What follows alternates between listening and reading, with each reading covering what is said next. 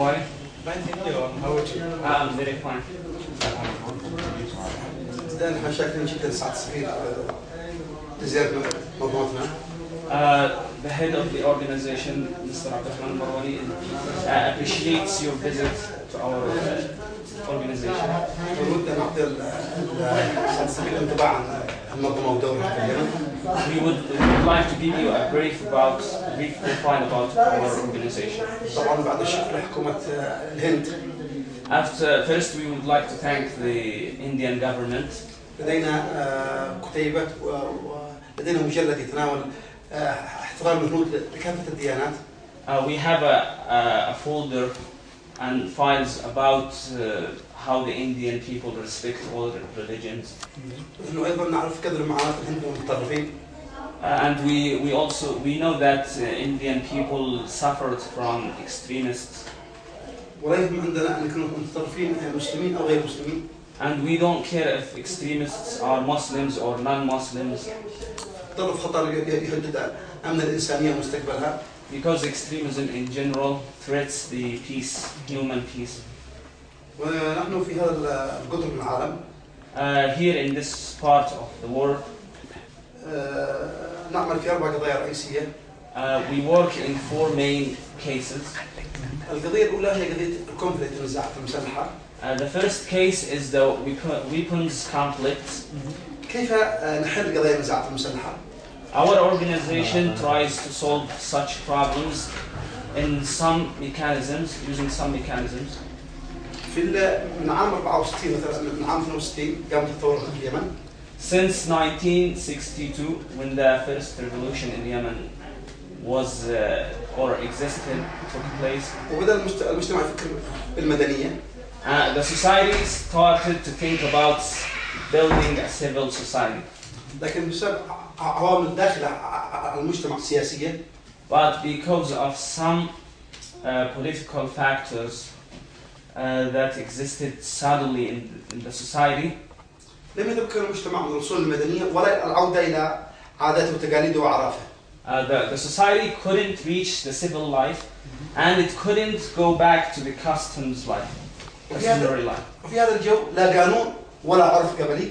So they were stuck in an atmosphere where there is no governmental law and there is no tribal customs to rule the society. وصل عدد قضايا الثورة لأكثر من 30,000 حالة في اليمن.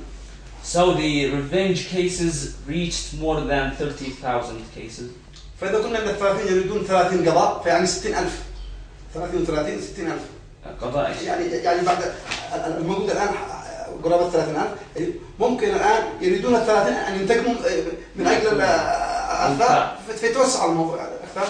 And the cases, the 30,000 cases, revenge cases, of course will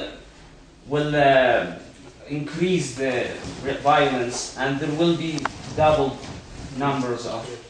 أنا كنت مع سفير بريطانيا فرانسيس غاية السابقة. كانت تأتي زيارتنا فرانسيس غاية. السفير. السفير الفرنسي السابقة بريطانيا السابقة. يعني he met the British ambassador Francis. اسمه فرانسيس غاية. فرانسيس غاية. فيها صورة يعني.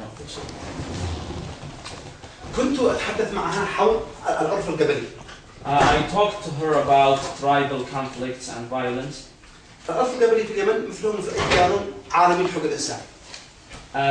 We have here in Yemen tribal customs, and these customs are like any customs in the world, customs used for solving conflicts. اليمن كانت هي الدولة الحضارية المعروفة. Yemen in the past was a known civilization. الحين كانت الجزيرة العربية كلهم بدو لا يفهموا شيء من الحضارة. And at that time, other tribes in the Arab Peninsula didn't know what is civilization. حتى الفكر المتطرف اللي يغزو العالم الإسلامي هو فكر جاء من الجزيرة العربية. Even the extremists, most of the extremists came from the Arab Peninsula. جابوا صاحب النفط. They were supported by oil.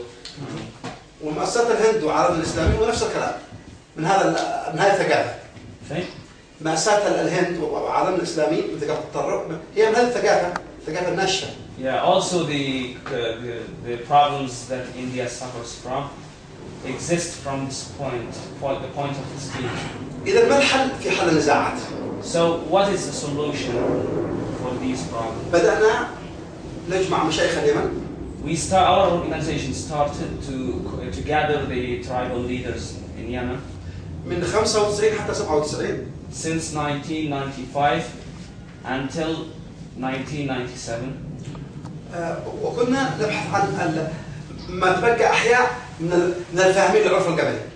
And we tried that time to look for people who are knowledgeable in the tribal customs. وكونا مجموعة اسمها هيئة السلام بالتحكيم. And we formed a group and we called it the Peace Committee for Arbitration. طبعا اليوم أصبح أعضائها 4200 عضو في جميع الجمهورية. And now the members of this committee, we have about 4,200 members. بعدما ومن ثم بدأنا نتكلم عن الجانب الإيجابي من العرف القبلي. At that time we tried to expose the positive side of the tribal customs. فبدأنا نجمع القبائل من كل مكان. So we tried also to gather tribes from everywhere. ونستخدم طريقة الحل الودي. And we tried to use the reconciliation to solve conflicts. ثم نستخدم العقابات القانونية. Then we started to use low punishments. العرفية. But customary لأنها punishments. أشد من الشرع والقانون. Because customary punishments are more or harder than low or governmental punishments. لماذا؟ لحماية الإنسان. Why? Because we wanted to protect humanity. مثلا في العرف القبلي اليمني. For example, in the Yemeni customs, أنت أخي وأنا أخوك. we are brothers.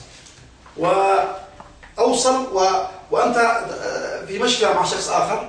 When I come and find that you have a problem with someone else, لا يجوز مطلقا أن أتعصب معك. لا يجوز. I can't stand with you against that person. حتى الحروب بين القبائل. Even wars between tribes. لا يجوز الحرب الاقتصادية. You can't have an economic war with them. لا يجوز تدمير المحاصيل. And you can't destroy